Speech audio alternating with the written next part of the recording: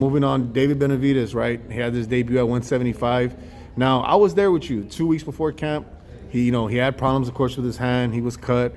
So a lot of people think they are making excuses. I was there, and it was all real. Yeah, and to me, it doesn't matter. At the end of the day, we knew, what happened, and we're super nervous. We're super close to canceling that fight.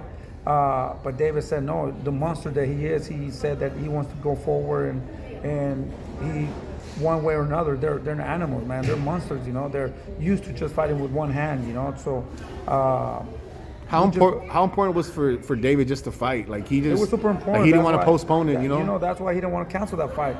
With all that pain in both of his hands and a cut over his eye, he still knew that he could beat this guy, And I believe on his abilities, and I seen him work so hard, and we just wanted to be there. We just wanted to be there the day of the fight, and we wanted the doctor not to see the cut and everything get clear and just make the fight happen. At the end of the day, we're not afraid to lose.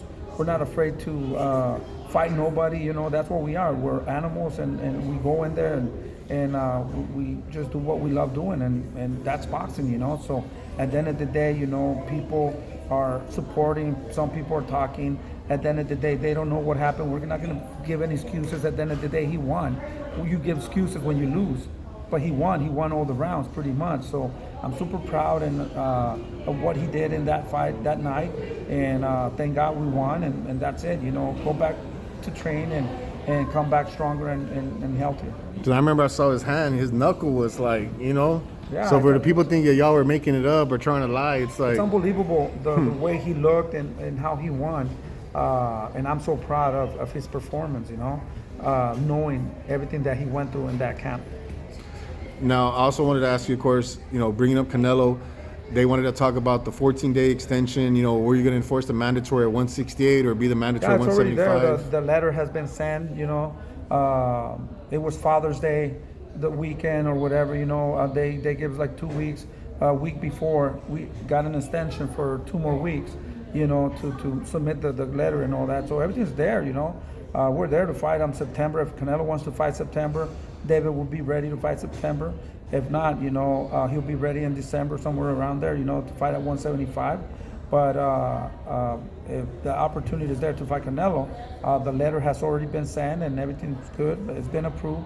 Everything's good, Now it's for Canelo to make that decision, when he wants to fight or he wants to make the fight. I see that.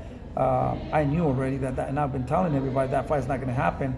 I see that they're in negotiations with Eubanks. So that came out of nowhere. I never heard that, and I'm like, I thought he would probably fight Berlanga or the Canadian guy or somebody else, I don't think Eubanks ever fought above 160. I think he's a 160. I don't think he's a 168. But now Eubanks, come on, it's like, I don't know who wants to see that fight. Is it frustrating that people don't call him out for fighting these kind of fights that no one wants to see? It isn't. At the end of the day, we're happy where we at. We got to create our own path and keep working hard. And he has a lot of opportunities. I want to thank Al Heyman. He takes care of him. David's one of the highest paid fighters at 168 right now, besides Canelo. So he is making a lot of money, and we're not desperate or none of that. It's. If that guy doesn't want to fight, he doesn't want to fight. So we got to look for other options, maybe stay at 175. Like I said, there's 2 big opportunities there with B-Ball and Benavidez. So at the end of the day, those are the ones that we're looking for. Jose, do you think that's what the fans don't see? They act like, oh, Canelo's never been offered the fight. Do you think that's crazy that the fans, they don't see what's going on? Well, everybody knows, like for 3 years, we've been mandatory to fight, and we fought Caleb Plant. We fought the guys that they say, okay, the winner of that, I will fight him.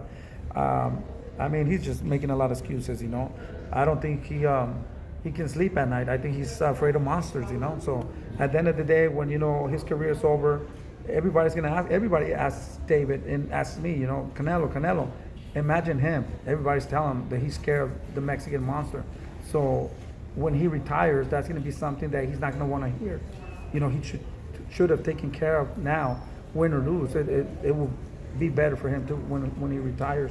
But that's going to be his shadow his whole life, David Benavidez. And more pressure from the legends. The legends want that fight. Right. They call on that fight, and it's just like... he's done a lot for the sport of boxing, but without fighting David, he's not going to get the respect that he deserves. If he says that David doesn't bring anything to the table, why not fight him?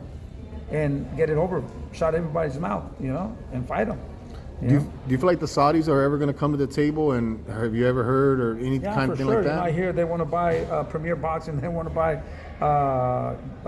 Top Rank. They want to buy Golden Boy, DAZN, Matchroom. So if they want to do that, I think they do have the money.